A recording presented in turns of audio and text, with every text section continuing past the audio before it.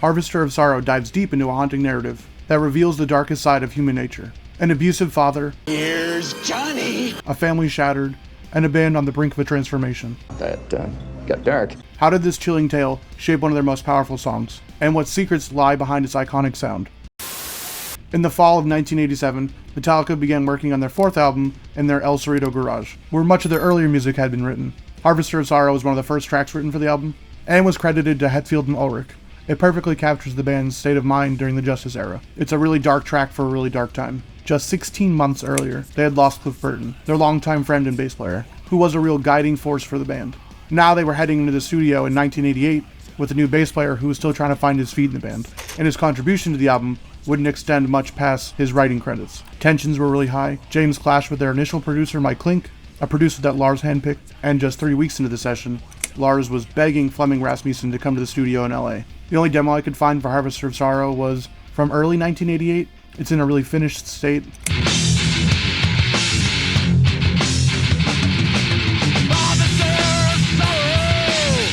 All the rhythms are the same as the track that we know today. James had a good idea of where he wanted lyrics and a good melody for them, but they weren't completely done yet, and Kirk's solo was a little bit different, but it most likely gave their two producers a really good idea of what they wanted for the song. With the demo solidified and the right producer in the chair, Metallica was ready to dive into recording And Justice for All. So with Rasmussen back in the studio, he immediately wiped all of the tracks that they had recorded with Klink and only kept 2 drum tracks. One for Harvester of Sorrow, and one for The Shortest Straw. Then they were actually able to start the recording process. Harvester of Sorrow features 4 riffs, with 3 of those riffs being a variation of the main riff of the song, which keeps the song feeling fresh but unique. It follows the classic Metallica structure as an intro, verse, chorus, bridge, verse, chorus, outro, and at 5 minutes and 45 seconds, it's the second shortest track on And Justice for All. The guitars are really heavy, groovy, and dark, and some of the rhythms have always challenged me, even though it's a pretty simple song. There's just a really distinct way you need to play it to make it sound correct. I've learned 3 different ways to play the verse riff, and I finally, for this video, found the correct way to play it. As with most of Metallica's music, the harmony is my favorite part. Like the rest of the song, it's not overly difficult, but there's a lot of vertical movement that makes it really hard for beginners. The really heavy guitars complements James's darkest lyrics, telling the chilling story of an abusive father who murders his entire family. While James's poetic style shines through, a deeper reading reveals a haunting narrative. Interestingly, he initially wanted Enter Sandman to explore a similar theme, until Bob Rock and Lars Ulrich approached him and wanted him to take the lyrics in a different direction. So for my tone, I'm using my Harley Benton EX84. It's got the EMG 8160 combo that James is famous for using. So for James and his recording, he either used his 1984 Gibson or his 1987 ESP MX220.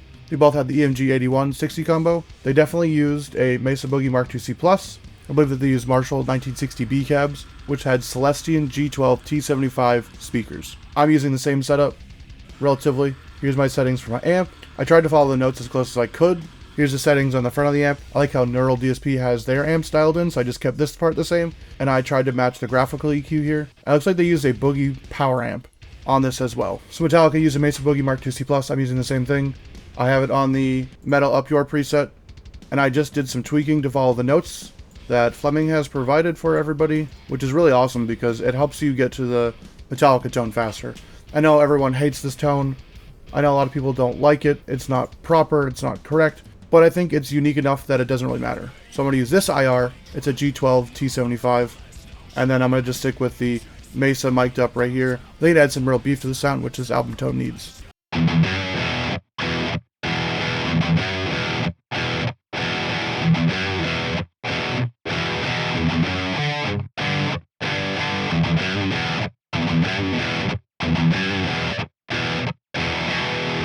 Then Metallica was famous for using 2 Aphex EQ F2s to really tighten up their tone and make it sound unique to them, even though there's way too much bass, way too much treble in their guitar tracks. They kind of needed it for this album because the bass is non-existent. So let's take a look at some of the song. So you have the main riff of the song, which starts as a clean riff, and then it gets into more distorted guitars.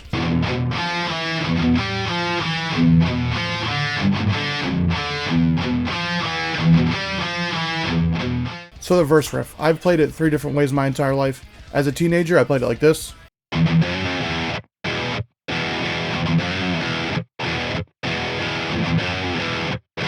don't know how my best friend and I landed on that interpretation of the riff. I don't know where we got it. It might have been just really bad tabs on Ultimate Guitar, but that's how we always played it for a very long time. And it sounds almost right, but it's just like too much movement for the verse riff. So then I started playing it like this. But that didn't feel right either. So then I finally just went over to YouTube, looked at Lamb Chopper 678. He's a really good ear for Metallica's rhythms, and he finally showed me what should be done, I think, during the verse riff. It's just a simple hammer-on to the 2nd fret and a little bend. And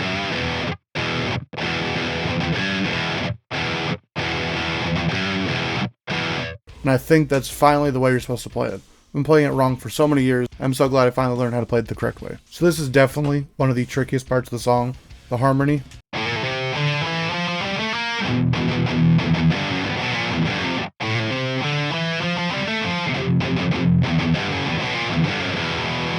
It's just a lot of vertical movement, and it's just really tricky for beginners. And then the other part of the harmony gets even trickier. It's such a hard part to play. It's just a lot of hammer-ons and pull-offs. It makes it a little tricky.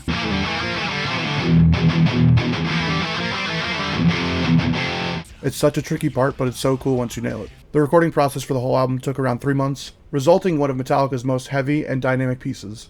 Now let's discuss why Harvester of Sorrow holds such a significant place in Metallica's discography and really resonates with me.